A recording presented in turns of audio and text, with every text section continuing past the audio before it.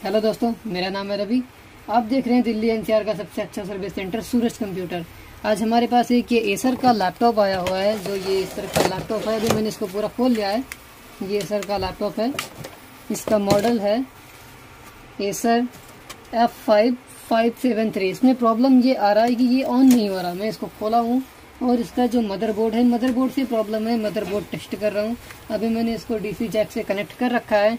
इसका on off switch जो होता है वो इसका कीबोर्ड में ही होता है। मैंने इसका कीबोर्ड को मदरबोर्ड से कनेक्ट कर रखा है और मैं इसको यहाँ से ऑन करता हूँ। ये इसका ऑन ऑफ स्विच है, तो यहाँ से ये ऑन नहीं होता।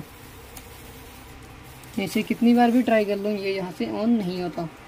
तो इसका जो प्रॉब्लम है वो मदरबोर्ड में है। मदरबोर्ड को हम टेस्ट कर रहे हैं और देखते हैं कि क्या प्रॉब्लम निकलता है। अगर आपके भी लैपटॉप में ऐसी कोई प्रॉब्लम आता है तो सूरज कंप्यूटर पर संपर्क कर सकते हैं। सूरज कंप्यूटर दिल्ली एनसीआर में नंबर 1 सर्विस देता है। जो आपका कोई भी